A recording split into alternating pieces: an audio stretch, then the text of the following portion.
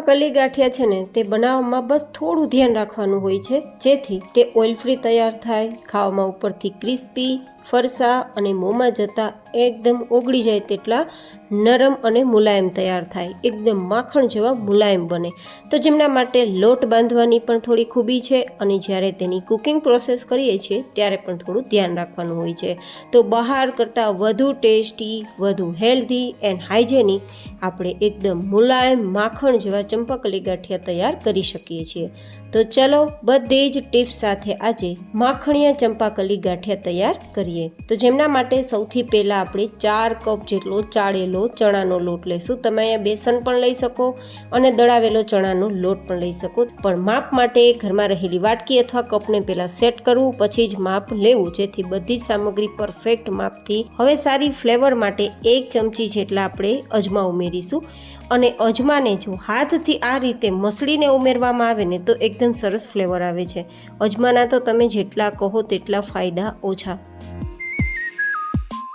1 નાની ચમચી જેટલો અધકચરો મરી પાવડર, 1 ચમચી જેટલી કસૂરી મેથી અને 1 ચમચી જેટલા ચીલી ફ્લેક્સ. જો કે કસૂરી મેથી અને ચીલી ફ્લેક્સ ઉમેરવા ટોટલી ઓપ્શનલ છે, માત્ર મરી પાવડર અને અજમાનો ઉપયોગ કરી શકો છો.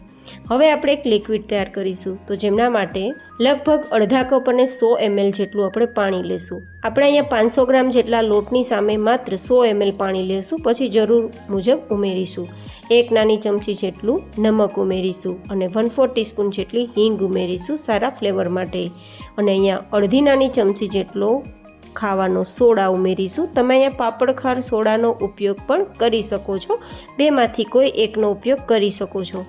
અને સાથે આપણે ગાંઠિયાને અંદરથી પોચા તૈયાર કરવા માટે, માખણ જેવા મુલાયમ રાખવા માટે 4 મોટી ચમચી કે પછી 50 ml જેટલું તેલ ઉમેરીશું.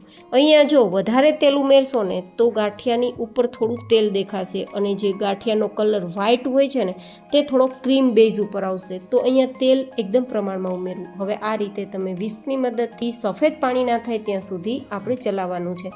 તમે આ પ્રોસેસ મિક્સરમાં પણ કરી શકો છો અને બ્લેન્ડરમાં પણ કરી શકો છો.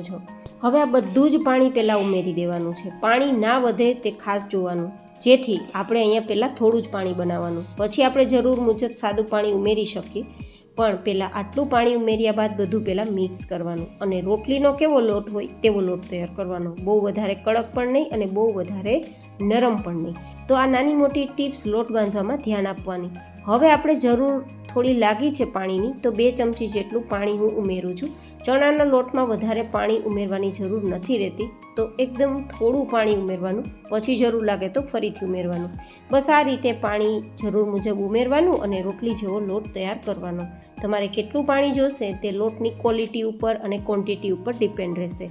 હવે આ રીતે રોટલી જેવો લોટ તૈયાર થઈ ગયો છે, પણ આ લોટમાંથી ગાંઠિયા બિલકુલ સારા નહીં બને. તો હવે શું કરવાનું છે, ગાંઠિયા બનાવવા માટે આપણે જેટલો એકસાથે ગાંઠિયા તૈયાર કરવા હોય ને તેટલો લોટ હાથમાં લેવાનો. હવે આપણે અડધી ચમચી જેટલું પાણી હાથમાં લેવાનું ને આ રીતે મસળવાનું. જેમ લોટને મસળશો ને તેમ લોટનો કલર સફેદ ઉપર આવતો જશે અને પહેલાં કરતાં લોટ એકદમ સ્મૂધ થઈ જશે.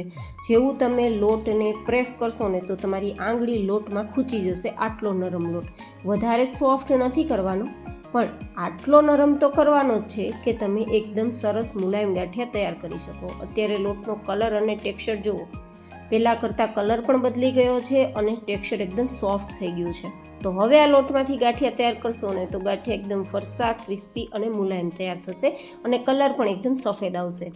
હવે તમે 2 રીતે ગાંઠિયા તૈયાર કરી શકો. આ રીતે ફૂલવાળો જારો હોય તો તેનાથી પણ તૈયાર કરી શકો, અને જારાની મદદથી તૈયાર ના કરવા હોય અથવા જારો ના હોય તો જો તમે આ રીતે સંચાની મદદથી તૈયાર કરવા માગતા હોય તો તેની ચકરીને તેલવાળી કરી લેવાની, સંચાને પણ તેલવાળો થોડો ગ્રીસ કરી લેવાનો ને પછી તેમાં લોટ ઉમેરી અને તમે એઝ યુઝ્યુઅલ જે રીતે સેવ અને તીખા ગાંઠિયા તૈયાર કરો તે જ રીતે તૈયાર કરી લેવાના. આ બેમાંથી કોઈ એક ચકરીનો ઉપયોગ કરી અને તમે ગાંઠિયા તૈયાર કરી શકો છો. પણ હું આજે જારાની મદદથી ગાંઠિયા તૈયાર કરું છું, કારણ કે બહાર જેવું ટેક્સચર અને લુક આપવા માટે જારાનો ઉપયોગ કરશો ને તો પરફેક્ટ એકદમ બહાર જેવું જ ટેક્સચર તમને મળશે અને લુક પણ એવો જ આવશે. સંચાની મદદથી આપણે કરી શકીએ પણ જારા જેવું રિઝલ્ટ ન મળી શકે. તો હવે આપણે એકવાર તેલથી તેને ચીકણો કરી લઈશું, જેથી પહેલી વાર આપણે ગાંઠિયા તૈયાર કરીએ ને તો જારામાં લોટ ના ચીપકે. હવે આપણે તેલ ગરમ કરીશું. તેલને એકદમ મીડિયમ ગરમ કરવાનું છે. મીડિયમ ગરમ તેલ થયું છે કે નહીં તે ચેક કરવા માટે લોટ થોડો તેલમાં પહેલાં ઉમેરવાનો. થોડી વાર રહીને ઉપર આવે ને તો સમજવાનું તેલનું ટેમ્પરેચર પરફેક્ટ છે. જો તેલનું ટેમ્પરેચર ઠંડુ હશે ને તો ગાંઠિયા તેલ પી જશે, અને બહુ હાઈ હશે ને તો અંદરથી ગાંઠિયા નરમ રહેશે, ઉપરથી લાલ થઈ જશે, તો ગાંઠિયા ખાવાની મજા નહીં આવે. તો આટલું સરસ પરફેક્ટ તેલ થઈ જાય પછી મીડિયમ ગેસની ફ્લેમ રાખવાની, હાઈ પણ નહીં અને લો પણ નહીં. પછી આ રીતે જારો ઉપર રાખી અને આપણે જે મસળેલો લોટ છે ને તેને જારા ઉપર મૂકી હાથ થોડો પાણીવાળો ભીનો કરી અને આ રીતે આગળની તરફ તમારે હથેળીની પાછળના ભાગથી લોટને આ રીતે મૂવ કરવાનો, ધક્કો લગાવવાનો લોટ સાથે હથેળીને. તો નીચેની તરફ આપણા ગાંઠિયા છે તે તેલમાં જતા રહેશે અને પરિણામે તે એકદમ તૈયાર થઈ જશે. આ રીતે ગાંઠિયા તૈયાર કરશો ને તો હું તમને ગેરંટી આપું છું કે તમને બહારના ચંપાકલી ગાંઠિયા બિલકુલ પસંદ નહીં આવે.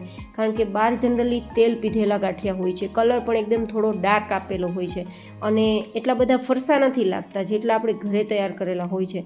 એન્ડ પ્લસ ઘરે તૈયાર કર્યા હોય છે તો હાઇજેનિક પણ હોય છે, કારણ કે આપણે બધી જ વસ્તુ એકદમ ચોખ્ખી રીતે તૈયાર કરેલી હોય છે. પ્લસ આપણે વધારે સોડાનો ઉપયોગ પણ નથી કર્યો તો આપણે ફાયદાકારક પણ રહેશે, કારણ કે બહાર તો સોડાનો ઉપયોગ પણ વધારે થતો હોય છે અને ઘરે સસ્તા પણ પડે છે, પ્લસ ખાવામાં મજા પણ આવે છે.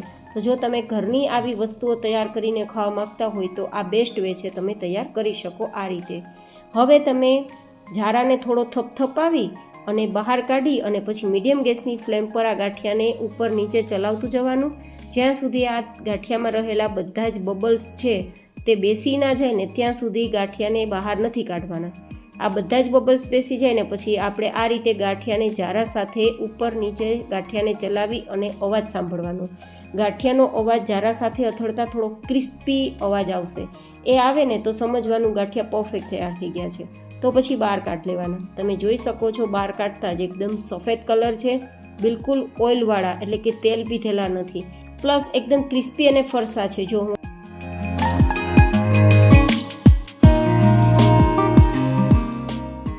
હું આરામથી આંગળી દબાવું છું ને તો પણ એ 2 ટુકડા થઈ જાય છે, મતલબ ક્રિસ્પી છે. તો કેવી લાગી તમને બધી જ ટિપ્સ સાથે ચંપાકલી ગાંઠિયા બનાવવાની મારી આજની આ રીત? કોમેન્ટમાં જરૂર બતાવજો. ફરી મળીશું એક નવી જ એન્ડ હેલ્ધી રેસિપી સાથે. ત્યાં સુધી stay healthy and stay happy.